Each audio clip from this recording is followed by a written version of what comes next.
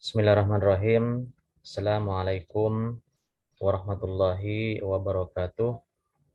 Alhamdulillahirabbil alamin wa bihi nasta'inu ala umuri dunya waddin. Wassalatu wassalamu ala asrofil anbiya'i wal mursalin sayyidina Muhammadin wa ala alihi wa sahbihi ajma'in, amma ba'du.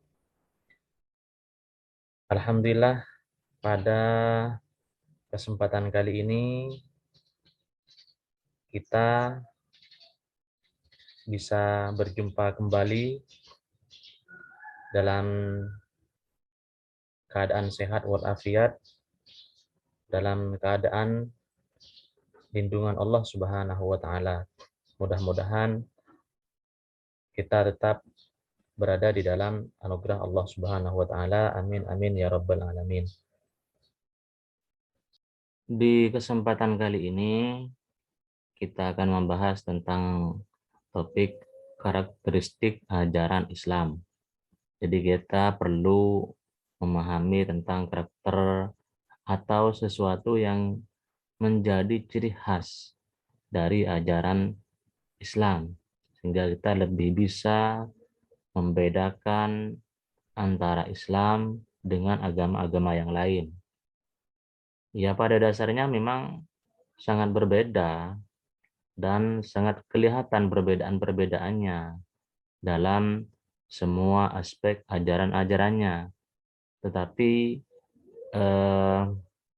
ketika ada upaya-upaya pengkaburan terhadap ajaran agama, kemudian menyamakan bahwa semua agama itu sama, maka dalam hal ini kita juga perlu melihat bagian yang menjadi karakteristik atau ciri khas dari ajaran agama Islam, seperti itu. Nah, setelah kita memahami Islam dari awal, ya secara sistematis dari aspek sumbernya, kemudian misinya, cakupan-cakupannya, maka kita dapat memahami bahwa Islam mempunyai karakteristik dalam berbagai bidang, dalam berbagai aspek kehidupan manusia. Salah satunya adalah dapat saya jelaskan di sini. Pertama, dalam bidang agama. Dalam bidang agama, Islam mengajarkan pluralitas. Jadi ini jelas. Dari dulu Islam sudah mengajarkan pluralitas. Pluralitas itu adalah kemajemukan. Artinya Islam ini mengakui eksistensi dari penganut-penganut agama yang lain. Islam mengakui terhadap adanya eksistensi perbedaan-perbedaan. Mengakui perbedaan-perbedaan itu sebagai sunatullah. Memang isi dunia ini berbeda, tidak bisa dan tidak bisa dipaksakan untuk sama.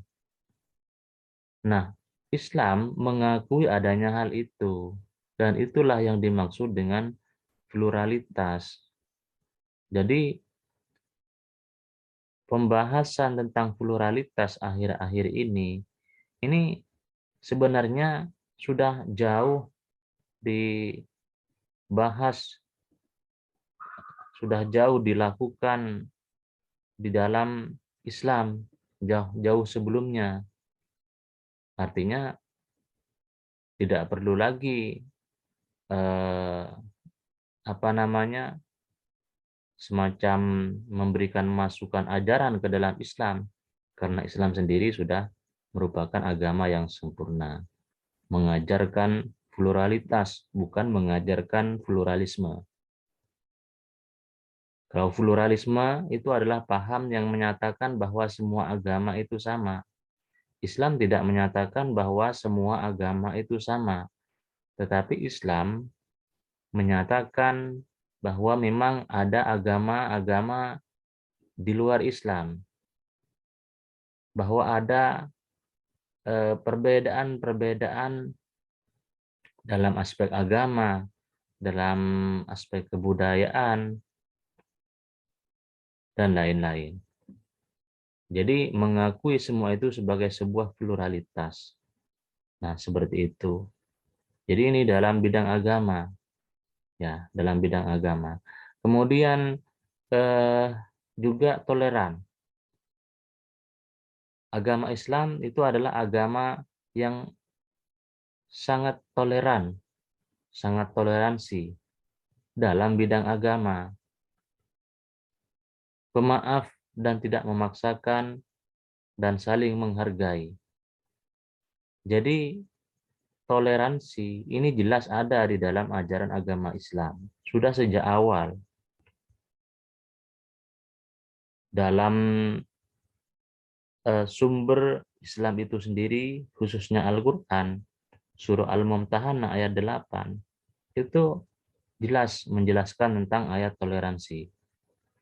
Bahwa umat Islam tidak dilarang berbuat baik dengan mereka yang berbeda agama dengan kita, yang tidak memerangi kita di dalam agama. Jadi memang biasa kita ini berinteraksi sesama manusia. Rasa toleransi, yang dimaksud dengan toleransi di sini bukan mencampur adukan akidah, tetapi berbuat baik dengan mereka, berinteraksi dengan mereka, tetapi tidak bercampur dan berinteraksi di dalam akidah. Nah, seperti itu. Mengakui keberadaan mereka, membiarkan mereka beribadah sesuai dengan keyakinannya. Ini adalah merupakan toleransi. Bukan toleransi sebagaimana yang simpang siurkan pada akhir-akhir ini, yang menganggap toleransi itu adalah mencampur adukkan akidah. Itu sesuatu yang salah seperti itu. Jadi ajaran Islam itu toleran, artinya toleran di sini ya mengakui keberadaan mereka dan membiarkan mereka beribadah, melaksanakan kehidupan sesuai dengan keyakinan-keyakinan mereka. Nah, kemudian dalam bidang ibadah, ya. Berikutnya dalam bidang ibadah. Dalam bidang ibadah tidak boleh ada kreativitas karena akan terjadi bid'ah yang menyesatkan. Nah, jadi ibadah dalam Islam itu adalah sesuatu yang memang sudah paten. Sesuatu yang memang sudah selesai. Selesai maksudnya karena sudah ada ketentuannya. Artinya kita tidak bisa memodifikasi, ya, sholat misalnya. Sholat 5 waktu ya sudah 5 waktu, waktunya sudah ditentukan. Kemudian pelaksanaannya juga sudah ditentukan. Rokaatnya juga sudah ditentukan. Bacaannya juga sudah ditentukan. Jadi semuanya sudah jelas. Tidak boleh ada kreativitas. Ya. Karena memang Islam ini adalah agama wahyu. Itu yang paling menjadi ciri yang mendasar. Agama wahyu artinya agama yang benar-benar bersumber dari Allah Subhanahu wa taala. Jadi bukan kita yang membuatnya, tapi Allah Subhanahu wa taala. Jadi kita tidak boleh misalnya menambah bacaan setelah sholat, setelah di dalam sholat maksudnya, setelah Fatihah misalnya ditambah dengan sholawat, ditambah dengan bersanjih misalnya. Jadi tidak boleh. Nah, seperti itu. Justru itu akan menjadi bid'ah yang menyesatkan. Nah, berbeda dengan agama-agama yang lain, yang kemudian pelaksanaan ibadahnya, ritualnya, kemudian mengalami perkembangan kreativitas, mengalami modifikasi dan semacamnya. Nah, itu karena memang tidak bersumber dari wahyu.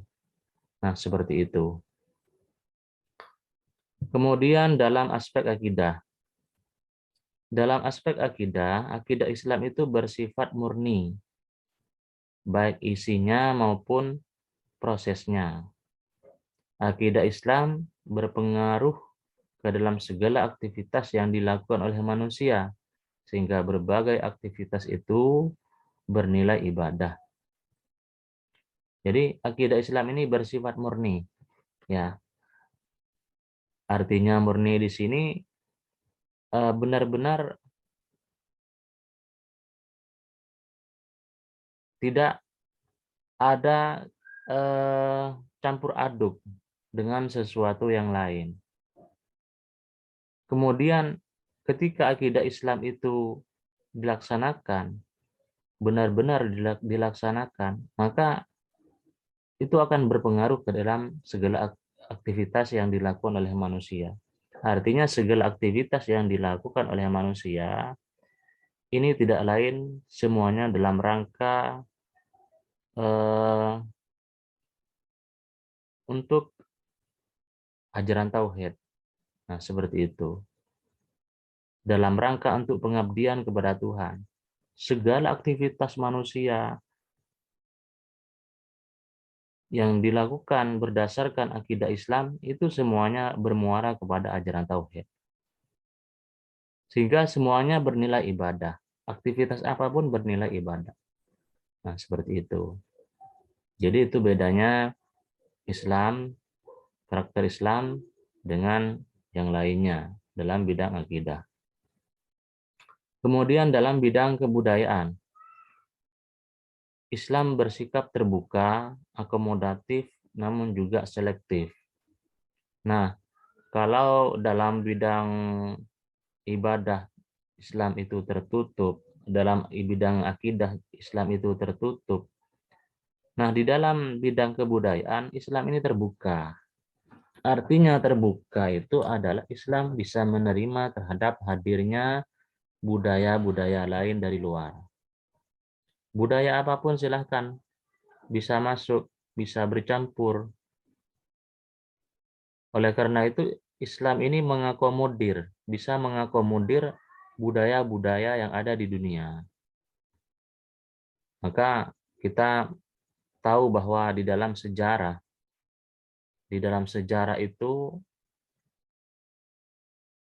ketika Islam sudah menaklukkan kawasan-kawasan yang luas di luar Arab, maka Islam kemudian mengalami kontak dengan budaya-budaya lain di luar Arab. Nah, bagaimana sikap Islam pada waktu itu?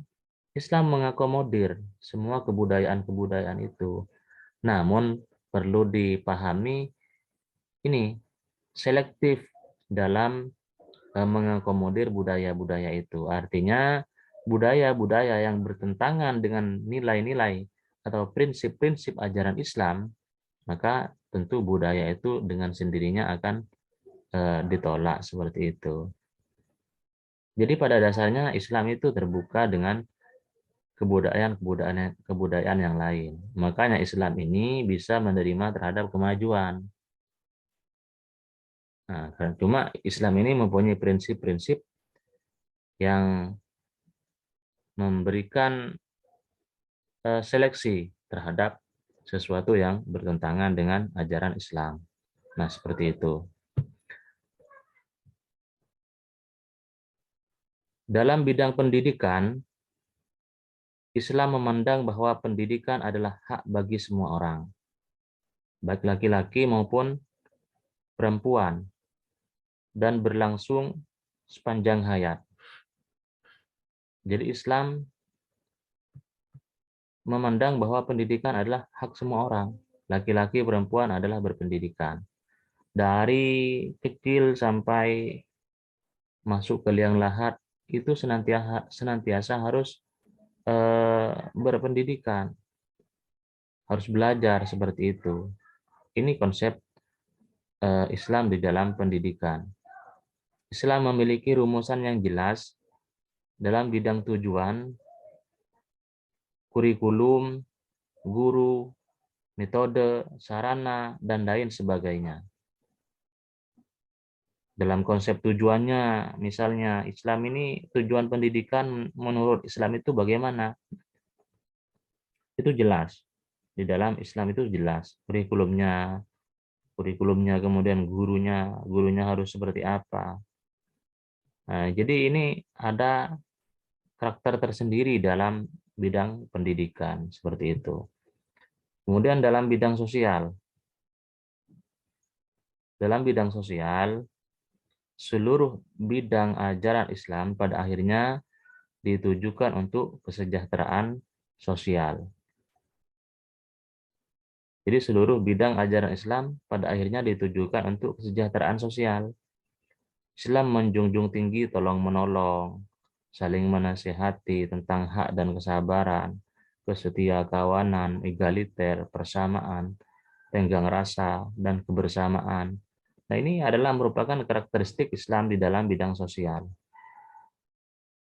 Jadi, pada akhirnya bermuara terhadap urusan sosial, meskipun itu adalah hubungan vertikal.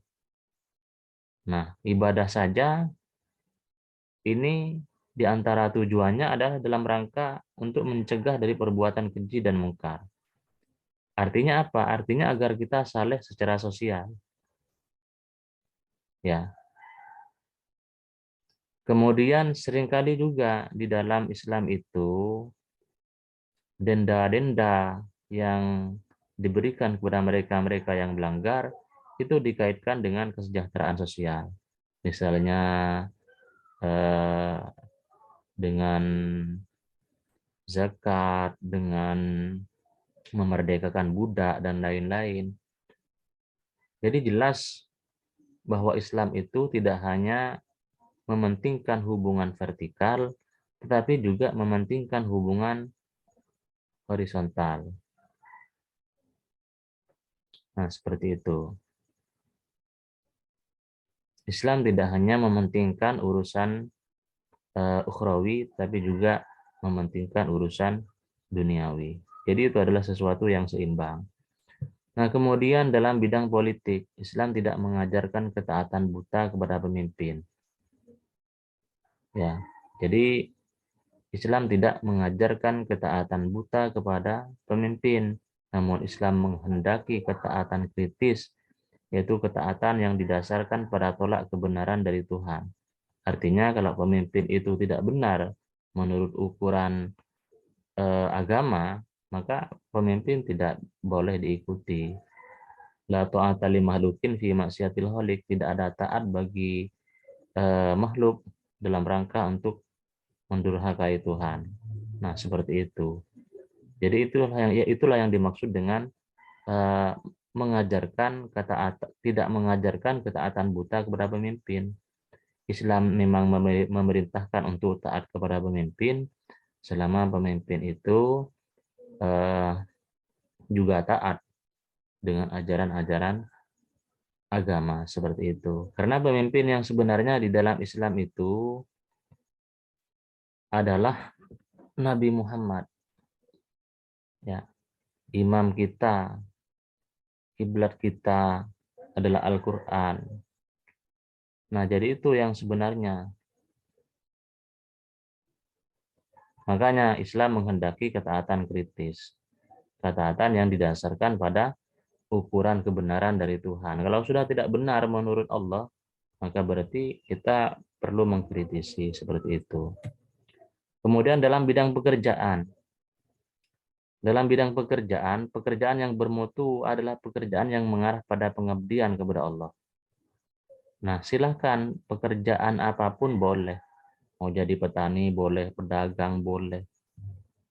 Jadi pekerjaan itu tidak diukur dari tingkatannya. Tapi pekerjaan yang bagus itu adalah pekerjaan yang mengarah pada pengabdian kepada Allah. Mengerjakan apapun, jadi petani, jadi guru, dan lain-lain. Kalau memang benar-benar diniatkan untuk mengabdi kepada Allah Subhanahu wa Ta'ala, maka itu akan menjadi nilai yang lebih dalam pekerjaannya. yang bermutu dalam pekerjaannya, seperti itu. Jadi ini yang bisa saya sampaikan tentang karakter ajaran Islam dalam beberapa aspek kehidupan. Masih banyak lagi sebenarnya kalau kita kaji tentang karakter-karakter Islam dalam aspek-aspek yang lain seperti itu. Demikian yang bisa saya sampaikan, kurang lebihnya mohon maaf. Ihdinas siratal mustaqim. Assalamualaikum warahmatullahi wabarakatuh.